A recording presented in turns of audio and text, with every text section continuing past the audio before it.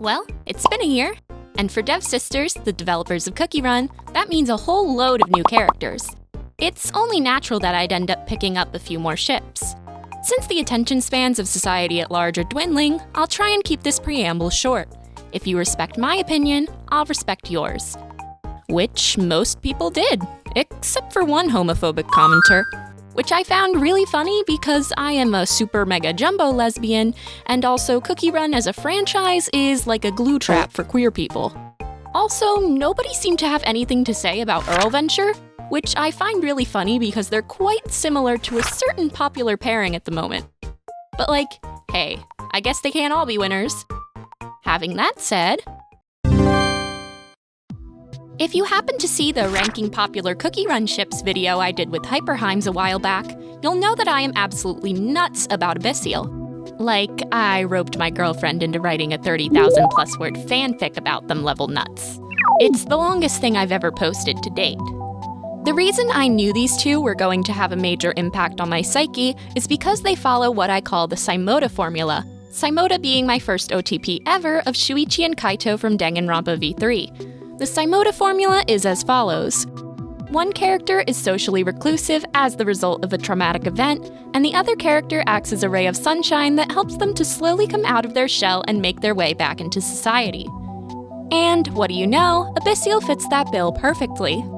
That, coupled with Abyss Monarch's implied religious trauma, was enough to get me hooked. While I definitely don't have it anywhere near as bad as they do, I'm also someone who was raised religious who no longer chooses to associate with the faith. So once I knew about that part of their character, it was like game over for me. And don't even get me started on the symbolism. Abyss Monarch represents darkness, while Electric Eel represents light. Light and darkness can only exist and be defined through each other. And that's not even mentioning the Sea Moon parallel, with Abyss Monarch's hunger for light pulling them towards Wandercrab the same way the tides are pulled by the moon. Abyss Monarch has a relationship chart with Sea Fairy, interestingly enough. It's one of admiration, yet it implies a past resentment. They remark that they now understand the longing, which sets the parallel in stone. Like with Sea Fairy, regardless of whether you ship Abysseel or not, Abyss Monarch is drawn towards what Electric Eel represents, and he's an integral part of understanding their story. Good job, Cookie Run. Had you released these two in May of 2023, I would have had to edit an extra minute or two into that last part. And that video was already long enough. I don't really have much to say for this one in terms of canon. They've never interacted, and they don't have one of those overworld conversations together. It essentially boils down to, what if the charismatic big scientist was infatuated with the tiny book-smart scientist? Alchemist is generally a nice, helpful person, but she is a bit full of herself and can get snippy.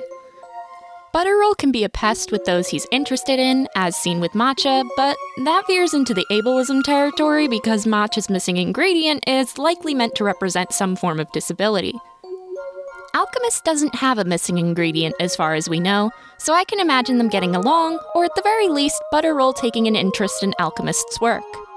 What exactly Alchemist works on seems to change depending on the game, but she does make potions for other cookies, as seen in her Kingdom Bond story with Vampire, which is sort of in line with Butteralch's research. I mean, look, they've got similar animations. You know, science-type stuff. Kingdom seems pretty adamant about not giving Alchemist lore, but they did it with Adventurer, so maybe one day it'll be her turn. Maybe one day we could have a little science meetup with her and espresso and butterroll and prune juice. I don't know, just thinking out loud here.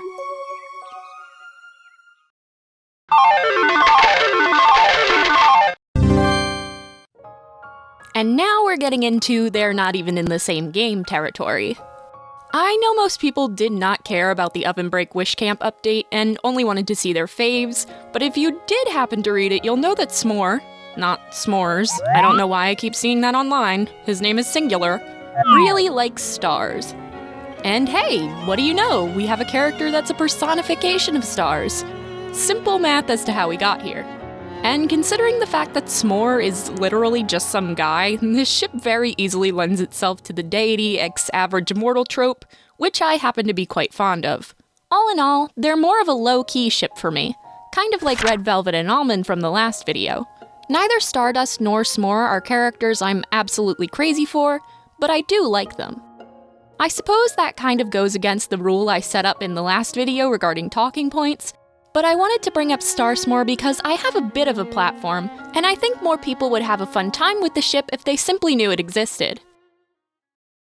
And there we have it. That's all the ships I acquired this year. Not a lot, but you could chalk it up to a quality over quantity type thing. Perhaps I'll make this video again next May. Or maybe I'll fall out of Cookie Run entirely, considering I only open up the games to get footage nowadays. Regardless, I'll see you next time. Mahimeghan out. Peace!